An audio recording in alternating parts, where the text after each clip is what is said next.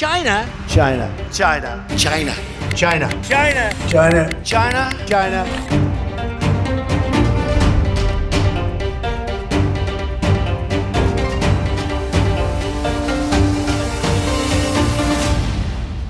"2,000 years ago, China built its Great Wall.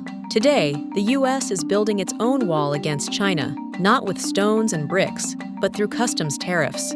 We will build a great wall. Two colossal powers on the two ends of the Pacific, the Far East and the Far West. Not only our problems, but world problems. The future of the global economy may well be shaped by the tense competition between these two giants. Don't let some of these politicians go around saying, because I'm telling you, these countries are calling us up, kissing my. They are dying to make a deal. Please, sir, make a deal.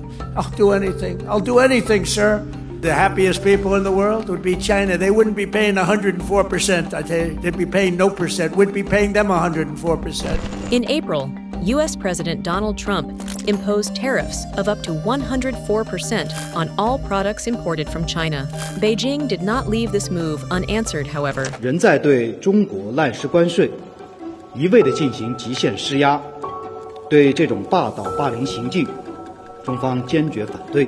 美方如果真的想通过对话谈判解决问题，就应该拿出平等、尊重、互惠的态度。如果美方置两国和国际社会的利益不顾，执意打关税战、贸易战。Just a few hours after the Foreign Ministry's statement, China announced it would impose 84% tariffs on U.S. goods and restrict exports of certain strategic products.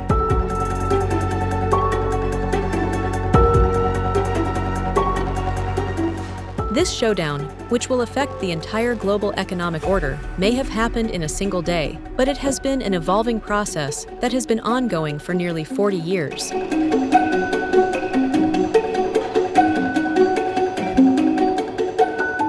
Starting in 1978, China began moving towards liberalizing its economy, slowly abandoning the strict communist system it had adhered to for decades. From the 1980s onward, it began exporting products made through cheap labor to the U.S. This resulted in a trade deficit for the U.S. and a surplus for China. After joining the World Trade Organization in 2001, China's export numbers skyrocketed, growing from $266 billion in 2001 to $1.4 trillion by 2008.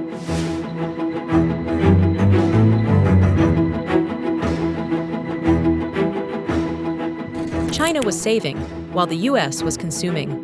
The term Comerica, a combination of China and America, and the metaphor of Siamese twins, were used to describe the mutual dependency of both countries in trade.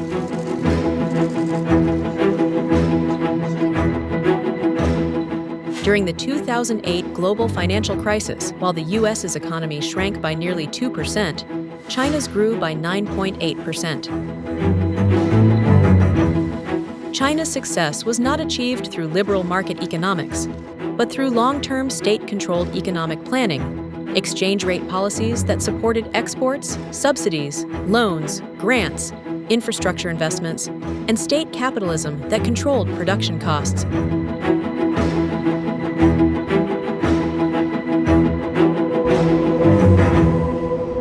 If you're the American president, you have to pay a lot of attention to that, because your job is to create a lot of jobs in American society. And if you don't have Chinese consumers being engaged in buying American products, and Chinese investors can't invest in the United States and create more American jobs, then you'd be in trouble. On May 19, 2015, the Chinese government launched the Made in China 2025 economic plan and began financially promoting 10 strategic high-tech sectors, including electric cars, information technology, telecommunications, artificial intelligence, advanced robotics, agricultural technology, aerospace engineering, maritime engineering, biomedicine, and rail infrastructure. Thanks to its plan, brands like Huawei, ZTI, DJI, and BYD rapidly emerged as major global competitors.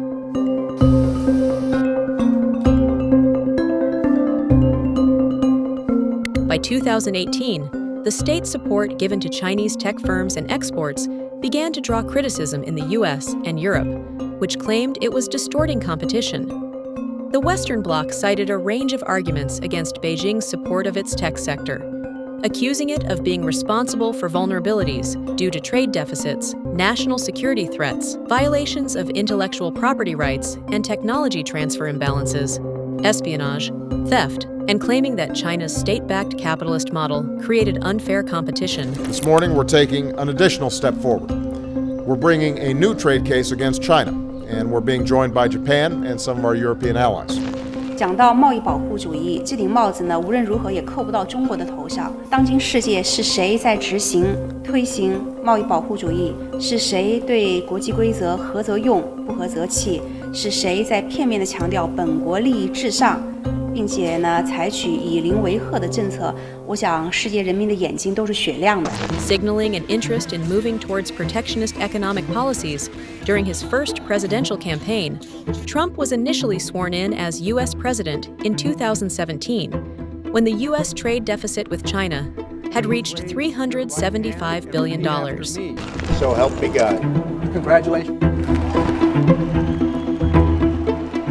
In March 2018, Trump raised the wall against China by imposing 25% tariffs on $50 billion worth of goods and duties of 25% and 10% on Chinese steel and aluminum, respectively. In the fall of that same year, he announced that he was preparing additional tariffs on $267 billion worth of imports from China.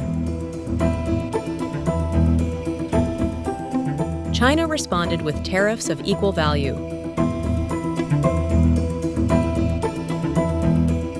The confrontation didn't stop in 2018. Chinese companies ZTE and Huawei were accused of selling technology to Iran, and the U.S. continued to build the wall by restricting them in many areas, especially in chip supply.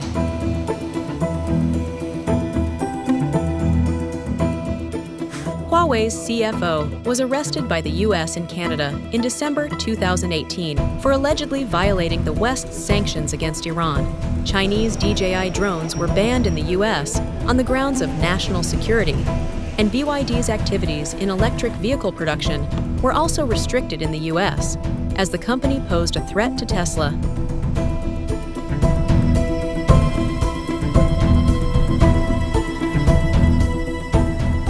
Although the trade war tension had somewhat subsided by 2020, and during the COVID-19 pandemic, a cautious and restrictive stance on trade with China became a bipartisan consensus in the U.S., regardless of which party was in power.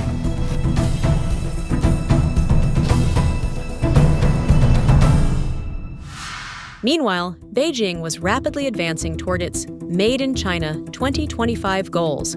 The barriers erected by the U.S. pushed Beijing to invest in domestic innovation and technology, and the move bore fruit.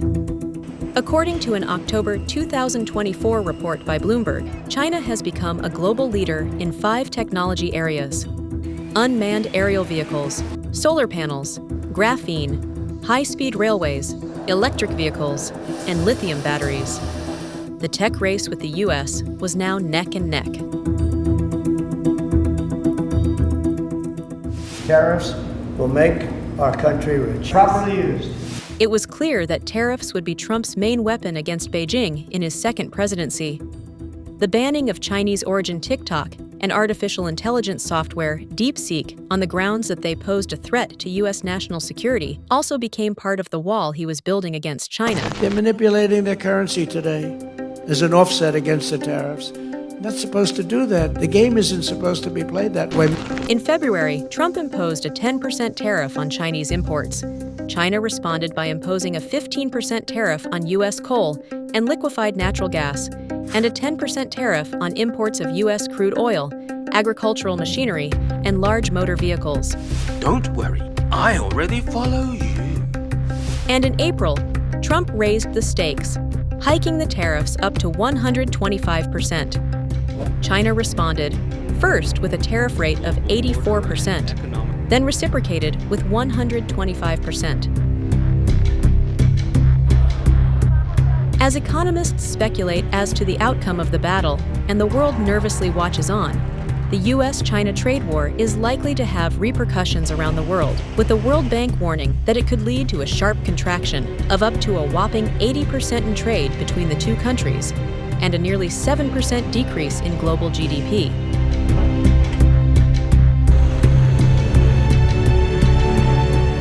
Given the deep economic interdependence between the two countries, the question of who will win the trade war is gradually turning into a different question. Who will lose the most?